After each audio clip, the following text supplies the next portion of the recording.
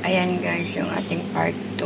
See, ito na yung ating nilagyan ko siya ng spinach. Tingnan nyo yung egg. Yan, para hindi siya masyadong labog. Siguro lang ayan. 5 minutes. See, ganda ng eggs niya guys, diba? Ayan yung kanyang spinach. Separate nyo siya. Para hindi siya malabo. So, yan. Ganyan siya guys, see. Alright. Got that guys. Wonton mee in Alex Jana style. Guys. Sarap niyan. Wonton mee. Ayan. Lalagay natin yung ating seasoning. Ayan. Ano to? Oyster sauce.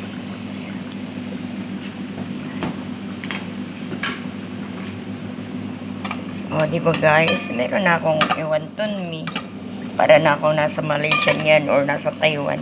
Kasi ito lagi ang ino-order ko nung nasa Taiwan ako. Wonton mee. And then Malaysia.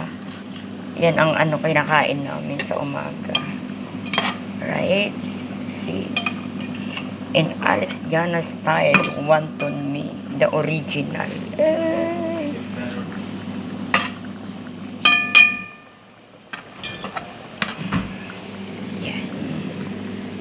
Si Ate Pritis kumakanta.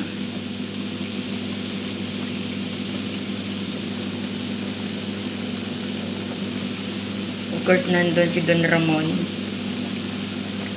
Kuya Jeron, si Tol Charby, Maaray. Yan guys. So, ito na yung aking finished product guys. Ready to eat. Ready to yummy yummy. See? Wonton mee. I love you. Happy New Year.